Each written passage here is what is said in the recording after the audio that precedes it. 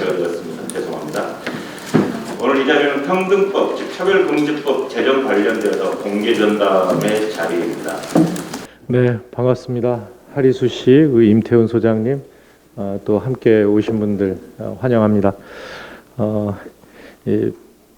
제가 그 하리수 씨를 브라운관에서 볼 때는 벌써 한 20년 전쯤인 것 같습니다. 요즘 근황이 어떠신지 잘 몰랐었는데 이렇게 뵙게 돼서 반갑습니다.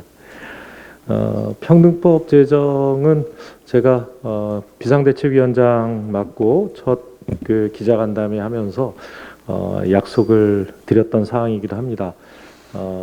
그리고 나서 그 군인권센터를 통해서 이렇게 저희 당을 방문하고 싶으시다고 말씀을 들었는데 오늘에야 이렇게 자리가 마련될 수 있었습니다. 더 빨리 뵀어야 되는데 저희도 또 지방선거 준비를 하다 보니까 일정을 잡기가 어려웠습니다. 이해해 주시기 바라고요. 그러다 보니까 또 국회 앞에서 고생하고 계신 분들 말씀을 또 안 드릴 수 없네요. 지금 31일째 단식 투쟁을 하고 계신 분들이 있는데 이분들이 하루빨리 이 단식을 마치고 건강을 회복할 수 있게 되기를 바랍니다. 차별금지법 제정은 2007년도 참여정부 시절로 거슬러 올라가서 국민 모두가 평등해야 한다는 이런 지극히 당연한 이 헌법 정신을 담은 이 법안으로 발의가 됐습니다. 지금 이제 15년째 이 임기를 거듭하면서 발의되고 계류되었다가 폐기되는 이런 과정을 반복해 왔습니다. 최근 우리 국민의 67%가 평등법 제정에 공감한다는 여론조사도 있었는데요. 대법원도 성소수자 군인에 대한 처벌에 대해서 제동을 거는 판결을 내리기도 했습니다. 이 평등법은 성별, 장애, 또 출신 지역 이런 여러 요소들로부터 비롯돼서 우리 사회에 다양히 자리 잡고 있는 그런 차별들을 없애보자. 그리고 모두 이 법 앞에 평등하고 사회적으로 동등하게 이 대우받을 이 권리가 있다라고 하는 것을 이 법으로 정하자는 이런 취지를 담고 있습니다. 차별받아서 마땅한 사람은 없습니다. 우리 국민 모두 이 평등한 권리를 가지고 있는데요.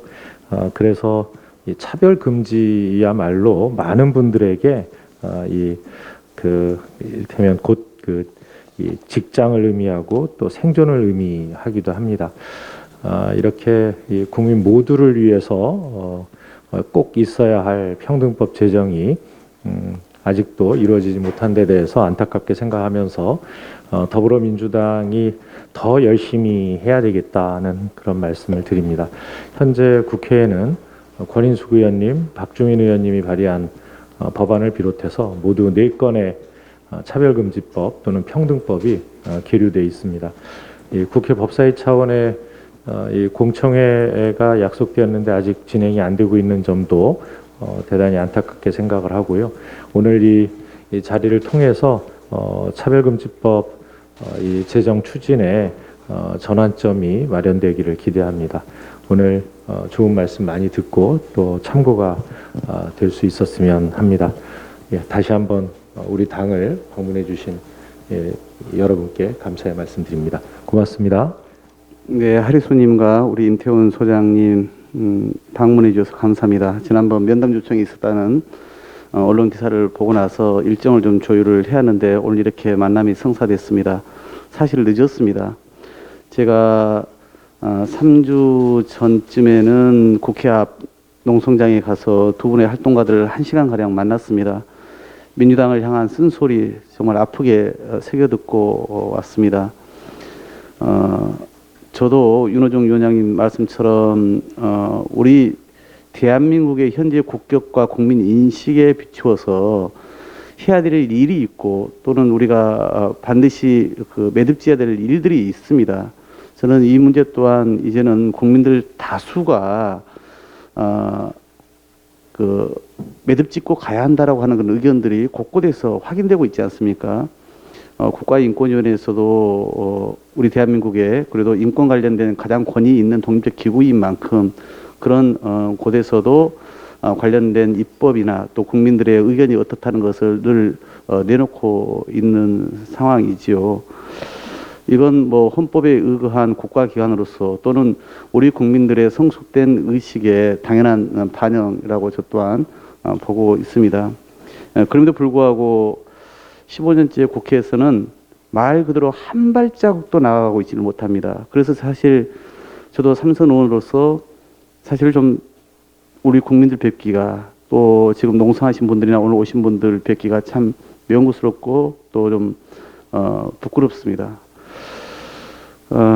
그래서 이걸 누구의 탓으로 돌리기 전에 과연 대한민국이 이런 문제를 가지고 공론화도 못한다는 것이 과연 우리 대한민국의 현재의 모습이어야 되는지에 대해서 제 스스로에게나 또 우리 의원들 모두에게 묻지 않을 수 없는 상황입니다. 공론화라고 하는 것이 어떤 그 결론을 바로 내려놓고 하자는 것도 아니고 실제 그동안 국회에서 관련된 찬반 토론은 있었습니다만 그러나 국회가 법안이 발의된 이후에 첫 단계가 사실은 상정 다음에 공론화의 과정입니다. 그래서 찬반의 의견을 듣겠다는 것이거든요. 근데 그 찬반을 듣는 그 과정 자체도 이 발을 내딛기가 이렇게 어려울 수가 있다는 게 참 안타깝기 그지 없습니다. 어렵게 이제 법사위에서 공청회를 하기로 했는데 또 공청회 세부 일정을 가지고 또 의견이 모아지고 있지가 않습니다. 원내대표로서 참으로 무거운 책임감을 갖습니다. 그래서 저는 이게 이제 지방선거의 유불리 문제로만 볼 부분은 아니고 대한민국의 인권과 가치, 헌법 정신이라는 차원에서 우리가 접근을 해야 될 문제인데 국회가 여기에 부응하는 그런 이 성과를 발걸음을 내딛지 못하고 있는 것에 대한 그런 미안한 마음을 좀 진솔하게 갖습니다. 그래서 이제는 공청회 세부 일정도 여야가 서둘러 좀 합의를 하고 그래서 국민들께 이 잘못된 이 왜곡된 그런 부분이 있다면 이것도 반드시 바로 알려야 될 책무가 국회가 있지 않겠습니까? 그래서 그런 내용까지 정확히 알려서 이 차별과 혐오 또는 배제로 몸살을 알아온 우리 사회가 통합과 포용으로 나아가는 소중한 계기를 이 평등법을 통해서 우리가 공론화 또 사회적 합의를 만들어 나가면 좋겠다라는 생각을 갖습니다. 우리 민주당은 그동안 인권의 이름으로 사실은 또 민주주의의 이름으로 우리의 어떤 그 기둥을 삼아 왔습니다. 그래서 민주당의 그 중심적 가치 결코 잊어서도 안 되고 잃어서도 안 되는 거 아니겠습니까? 민주당의 책무가 대단히 무겁고 중차대하다는 말씀을 다시 한번 새깁니다. 다시 한번 방문해 주셔서 감사하다는 말씀드립니다. 오늘 이러한 면담 자리를 마련해 주신 윤호중 비대위원장님과 박홍구 원내대표님께 감사하다는 말씀 먼저 올리도록 하겠습니다. 2007년 노무현 정부 당시 처음 차별금지법 도입을 추진했었습니다. 물론 이제 정부가 바뀌면서 자초되긴 했으나 17년이라는 긴 여정을 지나서 오늘 이 만남이 이루어졌다는 것 또한 여러 가지를 의미하는 것 같습니다. 하지만 때는 늦었지만 늦었을 때가 저는 또 가장 기회이고 또 빠른 어떤 그 불평등과 차별을 없앨 수 있는 절호의 기회다라고 생각하고 있습니다. 그저께까지 여당이었지만 이제 어제부터는 야당이 되었습니다.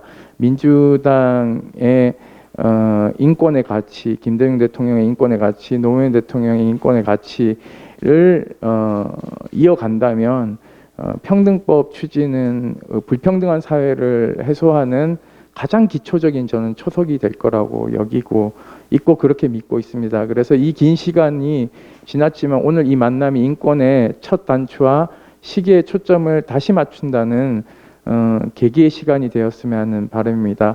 우리 사회는 많이 변하고 있습니다. 교황성하께서도 최근 주교회의를 앞두고 전 세계 주교회의를 앞두고 각 교구에 성소수자들을 만나서 의견을 수렴하라는 지시를 내리셨습니다.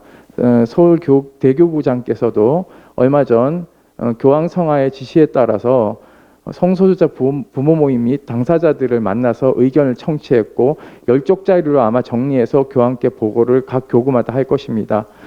이러한 변화의 물결에 발맞추어서 우리도 유엔 사무총장을 배출한 나라인 만큼 차별금지법 도입의 권고 대상의 국가가 아니라 우리 국가도 후진국에 권고할 수 있는 위치에서 개도국들을 이끌고 선진국의 역할을 할 수 있는 GA의 역할을 할 수 있는 그러한 계기를 오늘 이 자리부터 마련한다면 저는 큰 계기가 되지 않을까 생각하고 있습니다. 끝으로 참 공청회가 지금 공전을 하고 있습니다.